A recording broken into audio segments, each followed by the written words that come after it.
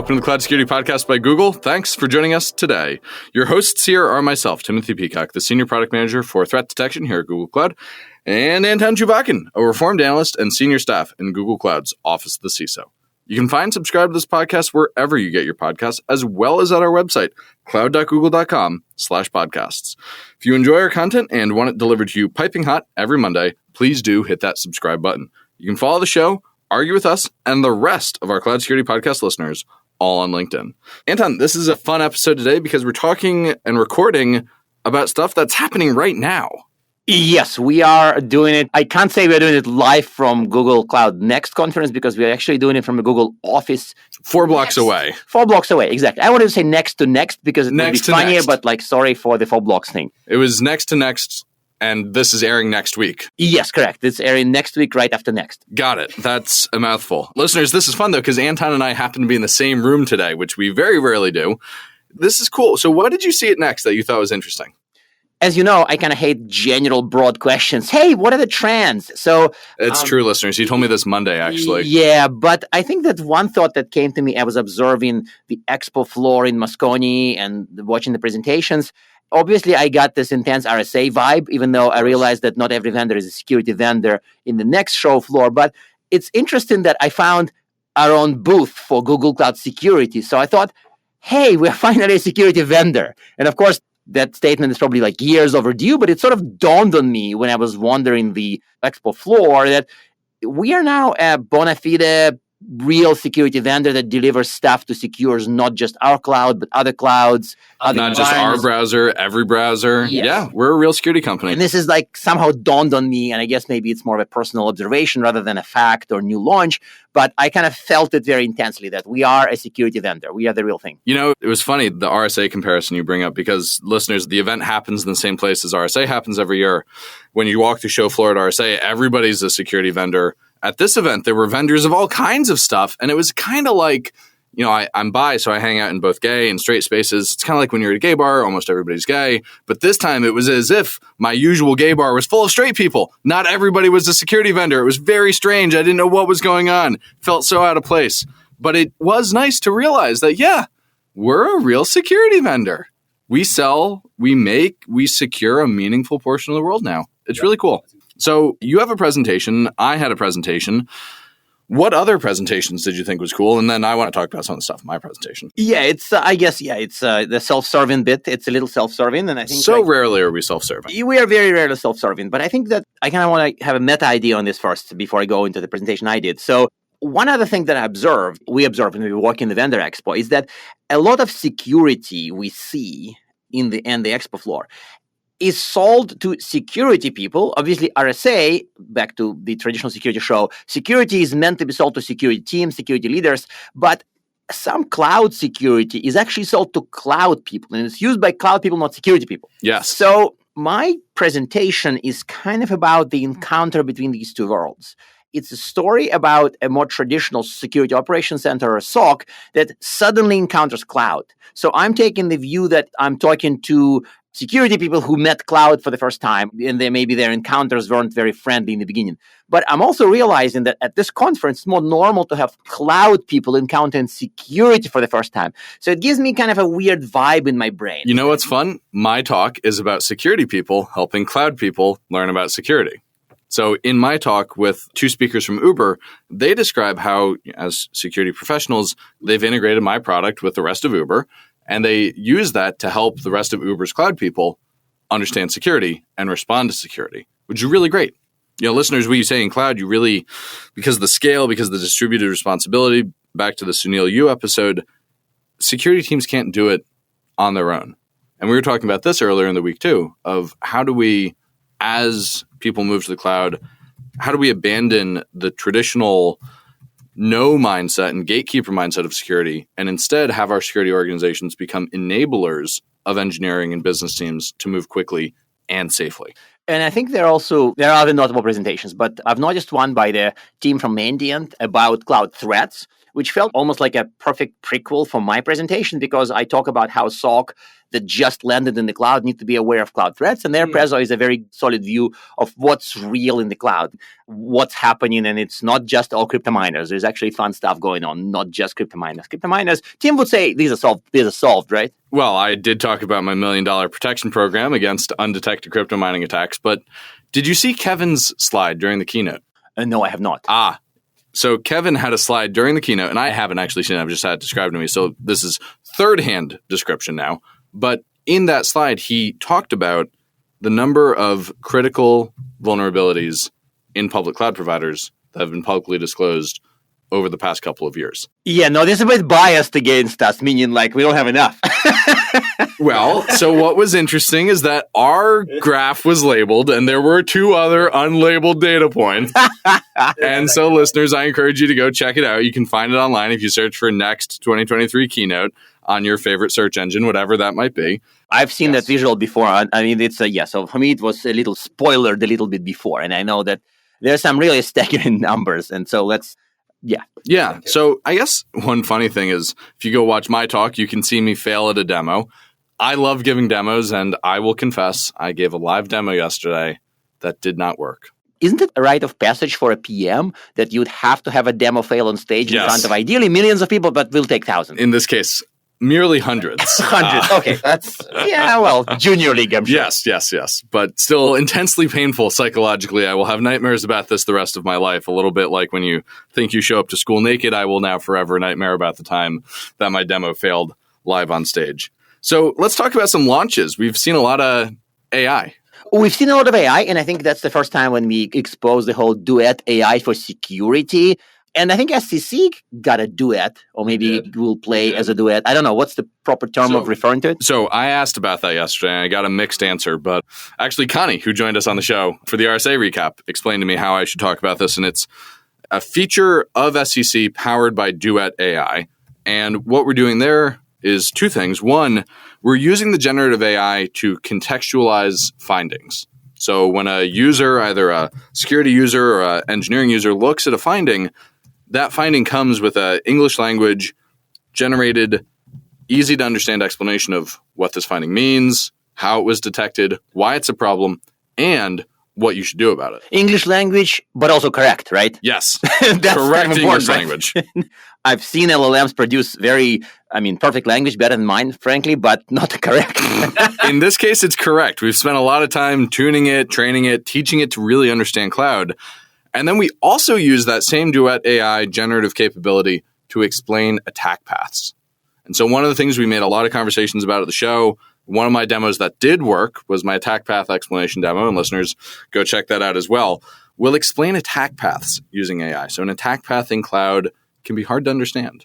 Can you explain attack paths without using AI, but like right now? Because remember when we walked around the vendor expo, we've seen a whole bunch of vendors that actually couldn't stop talking about attack paths. So how about you use your English language and no AI to explain attack paths? So attack paths generally is the concept that maybe we could prioritize vulnerabilities, misconfigurations, exposures, things we want to fix to reduce our risk based on the actual risk that that particular issue or set of issues expose in an environment. And so to do that, you need to understand the environment, you need to understand the issues, and you need to understand how an adversary particularized to that environment would use those issues. Now, I saw a wide range of things that all had the label attack paths. Yes. I saw some cases where attack paths were, a 3-node diagram with internet issue and resource. And it was, I think, maybe a visual trick more than an actual mechanism for prioritization. I saw other cases where attack paths were 2 or more issues bundled together. And I'll give that vendor credit for understanding the relationship between issues, but it wasn't clear to me that they were using it for true ranking of the problems in the environment. I saw yet another vendor that was using AI also to explain their issues. But what I thought was interesting there, this is a third-party vendor that you would choose to use to protect your cloud environments. They were taking that exposure data, vulnerability information about your cloud environment, and they had first moved it to their fabric. So they had stepped away from your environment with security risks, and then they were exposing that security risk onto another third party to do the generative AI explanation. Oh, it's a little bit chained, a lot of sort of risk going on, right? So think about that for a second. You've gone from, I've got issues in my environment that I trust, to a third party, to another third party. And so now we've moved security data from where it lives all the way over here. And listeners, I'm putting my arm on the other side of the room. How do you as a security team think through the legal controls, jurisdictional controls, technical controls of moving your threat data and vulnerability data around like that? And so one of the things I'm delighted about our AI capabilities and our security capabilities is not only are our security capabilities already delivered from the same fabric where the issue exists, so are the AI generations. Yeah, no, but I mean, it's almost like an unfair advantage. Well, it's a fair advantage. It's a fair advantage because we built it, and that's one of the inherent upsides of working with the cloud provider who understands their cloud best. So on the attack path thing, just to recap, there's a spectrum of capability here, from diagrams and eye candy to grouping, all the way up to what we do, which is honest-to-goodness simulations of adversaries and how they might move through a cloud environment, particularized to that cloud environment. And so when you look at our demo, you'll see how we understand the locations of identities, the ability of adversaries to assume identities, and the permissions that those identities have that would allow them not only to do direct access, but actually to take fairly subtle steps in order to elevate their privileges or modify the environment that make further access to resources possible. Yes, I think I liked it. I think it would make some of the crazy complex issues that especially the non-cloud people don't fully understand. And to me, that's part of the magic that we are delivering here. Right. It wasn't just all AI. And I think that a lot of people on social media are joking how it's all AI. And I think there was a lot of AI, but there are some other interesting things. We've finally broadened the scope of what we used to call cloud DLP to sensitive data protection. So there's new data security stuff being launched. I think there are updates to conventional computing and short workloads. Yes, you can say they're less exciting than AI, but they're very useful. I mean, even the Chronicle Hunt with Mandiant is a fun thing. What's that? Oh, it's where we use actual humans, not AI. Humans? To hunt for some of the, and not just humans, not just like actual humans, actually very, very skilled humans from Mandiant, to look for some of the top shelf threat actors and other things in Chronicle data. We call it Mandiant Hunt for Chronicle, and it's the way to approach some of the detections that are powered by experienced threat hunters on your Chronicle data. So wait. Let me make sure I got this right. You're telling me that there's now an offering for Chronicle customers where they can get Mandiant's hunters to hunt for threats in their environments using Chronicle and Mandiant together. That's exactly correct. And awesome. I think that it is really awesome, but the point is that we have fun stuff that's not about AI. That's literally the opposite of AI because it's human beings. Well, they probably use AI too. Okay, fine. They probably do. But it's human intelligence, not artificial intelligence. That's the core of the offering, where we're taking these experienced people who know how to do hunting really well and bring them to you. That's correct. That's exactly right. I think that's part of the fun, and it's the part of the fun that's solid, valuable, interesting for security, and it's not about AI. At all. At all. Yeah, no, that's great. I think that's really quite a powerful capability. We had a couple of other hallway conversations that I thought were pretty interesting. We're at the point now where I think we're asking, will the real slim CNAP please stand up? Oh, yes, this was interesting. And I feel like, to me, it switched my brain off from asking that question. These conversations in the vendor expo and the hallway made me think that I should stop asking, please the real CNAP stand up? Because I feel like there's a CNAP with an application DNA and there's a CNAP with platform DNA, and both of them have legitimate claims to being the real CNAP. Yeah, if you have the CNAP that started largely around CSPM. By the way, people hate us for speaking acronyms without explaining them. Yeah. But it's also a little bit of an IQ test because like CNAP is this one of those acronyms that my former colleagues have coined, and it's 5 letters, not 4. And not everybody knows what it stands for. Cloud Native Application Protection Platform. You're exactly right. Yes, I think you paid your Gartner tax with remembering this. Goodness gracious. So listeners, CNAP, Cloud Native Application Protection Platform. If you hear me spell out that acronym and still have no idea what it means, not my fault, Anton's former colleague's fault. What is a CNAP? And explain it without saying it's a CSPM plus a CWPP. No, because there are other components. I left Gartner in 2019, and I think that CNAP was just being cooked. It was kind of still, I can smell them cooking them in the kitchen, so I know what it was. But I felt like CNAP has grown to be the platform for securing customers' cloud experience.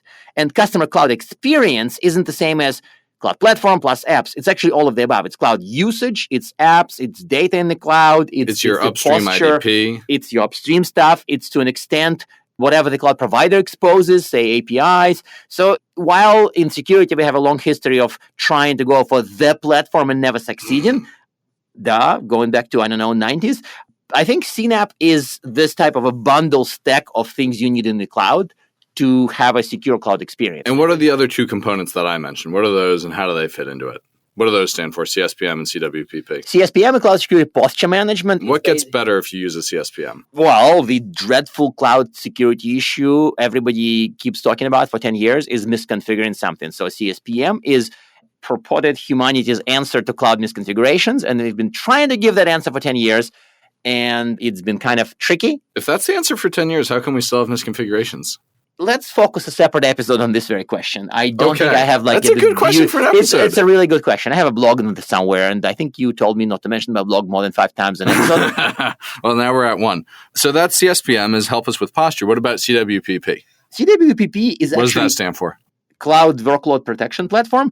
And please don't laugh, but Cloud Workload Protection Platform is kind of an older acronym, and it's the previous attempt to create the platform. But CWPP is a workload-centric, not cloud infrastructure or cloud-centric. It's centered on the workload. So if you have like VMs in the cloud or some other transition tech, not cloud-born, cloud-native, you probably would be focused on CWPP. But people think this acronym is so 2010 even. I don't have the... CWPP is quite old. That's quite old. Yeah, it's quite old. I'm not sure we had clouds back then. I think we just started, and it was mostly VMs, and that's why CWPP was seen as the... But it's a history lesson. At this point, almost nobody cares about CWPP, but clearly everybody starts to care about CNAPP. And you should care about CSPM, because if you don't, you're going to suffer. But it also sounds like if you do care about CSPM, you're still going to suffer. We decided to shelve this question until the next episode. Okay.